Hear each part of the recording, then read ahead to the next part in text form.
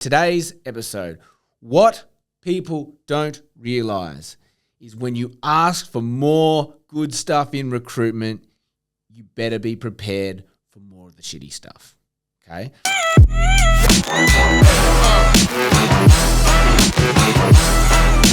So what do I mean by that? If you want more of the good things, if you want more deals, and who doesn't want more deals? If you want more candidates, if you want more clients, okay? If you want more market reach, if you want more, social reach, okay? You better be prepared for all the shitty stuff that gets dialed up as well.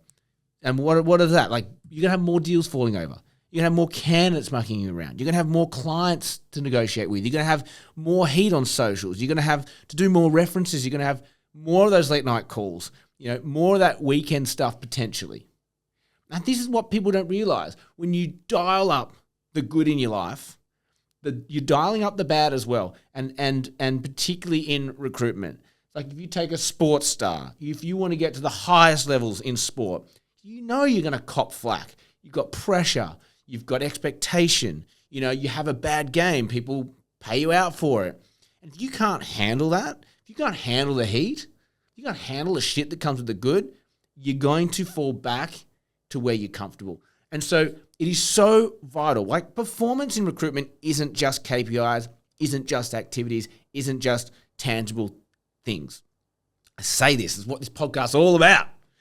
It's how much shit you can handle. And the more shit you can handle in recruitment, the more or the bigger your potential earning will be. Okay? So the work you need to do when you start rising up, there's no secret. What's the word? There's no surprise to me why recruiters hit a certain level of billings and get stuck there. Okay? You see those people in your office. They're at 300K. They're just always 300. Or you've got those people always 500K. Why are they always just stuck on the same number? It could be $1 million. Anyone's stuck. Everyone gets stuck at a number. Okay? And it is, in my opinion, their inability to deal with more of the negative stuff that comes in with the high billing. So if you're a 300K biller and all of a sudden you're going, I'm going to have a breakout year. I'm going to go to 500. And you start doing more deals and you start doing more activity. It starts well. It starts great. You get all that sort of activity going. You've got the momentum. It's all excitement. It's all happy. Endorphins, blah, blah, blah.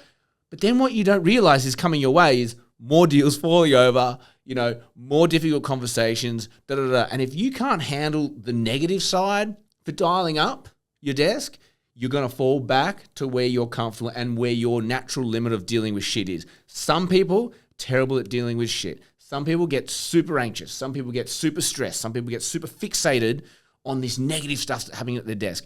If you look at a top performer, they will deal with the shitty situation and move straight on to the next thing without one blink of an eye. It's why I think those people who are a little bit less socially capable do really well in recruitment because they can just water off a duck's back.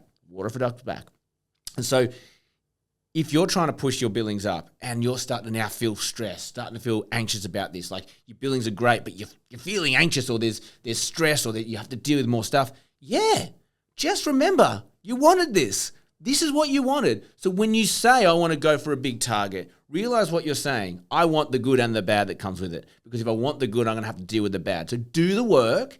And you have to work out systems so that you can handle the downside effects of improving your billings.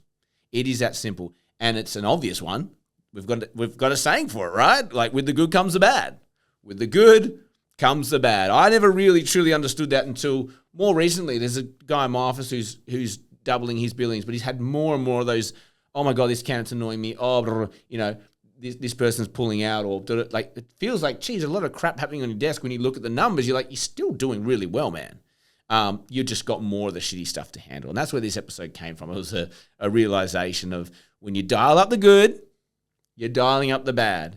And yeah, your job is to mitigate the bad, of course, through good practice and whatever. But you know what I'm saying? Like we do everything we can as recruiters to get positive outcomes. But there's always going to be stuff that doesn't go our way. There's always going to be someone who jerks you around. There's always going to be something that happens that is not favorable to you. And you're just going to get a hell of a lot more of those when you are striving for excellence, when you're striving to be at the top, when you're striving for more billings. That shit's going to come too. And just be aware of it. Be okay with that. And the mantra you need to tell yourself when you're having a good run, but a bad run within that good run, I wanted this. This is what I asked for. I'm okay with this. It just comes with the territory. Okay? So all I have time for you today. Like, share, subscribe, helps us grow. RCSA conference is a week away in Sydney. If you haven't got your tickets, go get them. I think there's a few left. I'm going to be there. I'm going to do a live podcast for a couple of hours. If you want to come and say hi. I'll be wearing my shirt, I'll be wearing my hat. I'm really looking forward to meeting you all. Come and tell me a story or two. As always, have an amazing day, and may all your deals come true.